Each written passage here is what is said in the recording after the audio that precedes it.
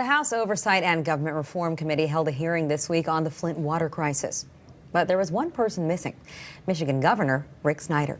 It's just another part of the curious response to the residents of the Michigan town having their water poisoned by lead. Democrats in the Senate have introduced a bill to provide up to $400 million in funds to Flint to fix their failing infrastructure. But Republicans are pushing back every step of the way, calling this a state issue. And joining us now is Representative Becerra, the chairman of the House Democratic Caucus. Congressman, thank you for being with us today. Alona, great to be with you. Well, why don't we start with what's happening on the Hill here in regards to Flint. The governor of Michigan says that he wasn't invited or he wasn't asked to come and testify before Congress. What's the story behind that? That sort of sounds like the answer we got with regard to his role in the whole crisis to begin with. He's been AWOL from the beginning, and it's unfortunate because rather than say he's going to solve this and the buck stops with him, it sounds like he's trying to pass the buck. It's not only unconscionable, but it's unrealistic for him to believe that he can run away from this issue. We need to resolve it now. But couldn't it also be put on Congress for not saying that he needs to show up, right, for those people running the committee? Well, Democrats from the very beginning requested that the chairman of the Oversight Committee invite the governor to come speak.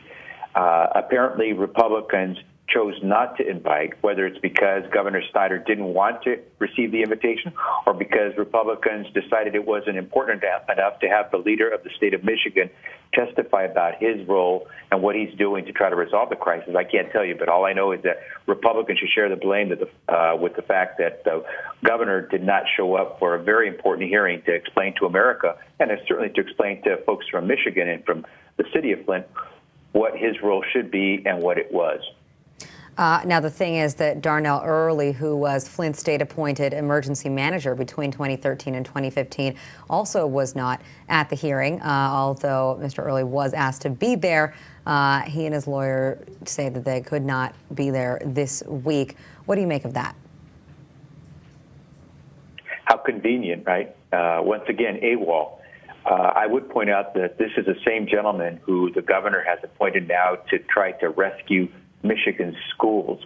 And so we have to be really concerned that a guy who was in charge of the Flint water system and the decisions that were made here is now apparently the person who is in charge of the Flint school system and, the Michigan school system and getting it in order.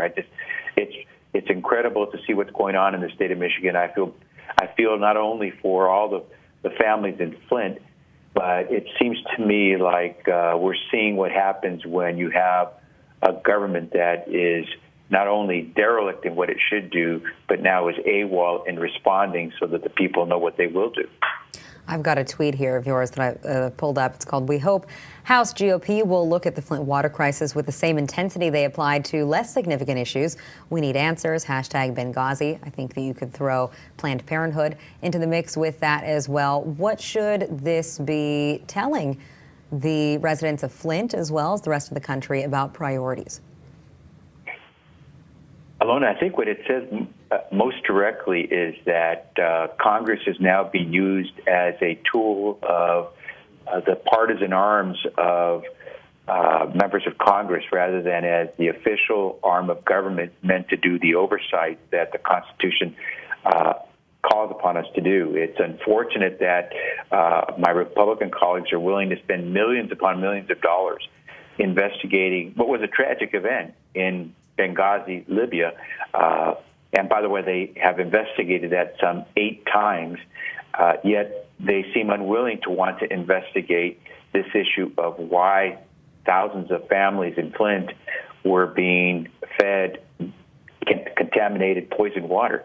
It boggles imagination. By the way, we also have another investigation that Republicans in the House have called for to investigate Planned Parenthood for what they claim is activity that was not appropriate. Yet we now have heard from the district attorney that is investigating that very activity by Planned Parenthood, which has decided, that district attorney has decided not to prosecute Planned Parenthood, but the grand jury has issued indictments of the people who produced the videos, which were the reason why Republicans in the Congress decided to investigate Planned Parenthood. So here we see what's going on with Planned Parenthood, and now we're going to find out if Republicans in the House who have impaneled this oversight committee to investigate Planned Parenthood are willing to investigate these two individuals that produced videos evidently illegally. Now, what do you make of the line that this is a state issue, and what is the role that the federal government should have? Because the EPA also bears some culpability here in not paying enough attention to the information that was presented to them and making it public. It certainly is a state issue when it comes to the drinking water for the people of the state of Michigan, and in particular here, the people of the city of Flint. No disagreement there. But what was done by the state government, what was done by the people in charge of the water system in Flint, goes far beyond the state of Michigan. It goes to the issue of culpability, and it goes to the issue of responsible government. And certainly, as you mentioned, the EPA does have some jurisdiction. Certainly, Congress should be not only interested, but demanding answers of the government in Michigan on what it did. And certainly, we in Congress should be demanding answers of the EPA as well. This is not an issue of looking for jurisdictional roles of the federal government or the state government. It's trying to get to the bottom of this and figure out the answers, and as quickly as possible get the families in Flint, Michigan, clean water that they can drink and use. What do you think the proper kind of accountability would be in a situation like this? Some say that it could be looked at as criminal. Alona, I have no doubt that some of the activity probably enters into the realm of criminal conduct, especially if it was done intentionally, especially if we find evidence of concealment. But that's yet to be seen, and it's going to be tough to find that out if we can't have oversight hearings where we get all the proper witnesses to come before us and testify. But I have no doubt that if we find that there was purposeful conduct here in changing the source of water for the people in Flint, Michigan, that this probably would need to go to a grand jury for possible indictments. But we'll have to see. Well, the FBI is now not waiting. The FBI has launched an investigation as well. They're jumping into the mix here. What do you think about their ability to carry this out properly? I have confidence that the FBI will do as much as it can, so long as the FBI receives the cooperation of the governor, Governor Snyder, and the government agencies in the state of Michigan.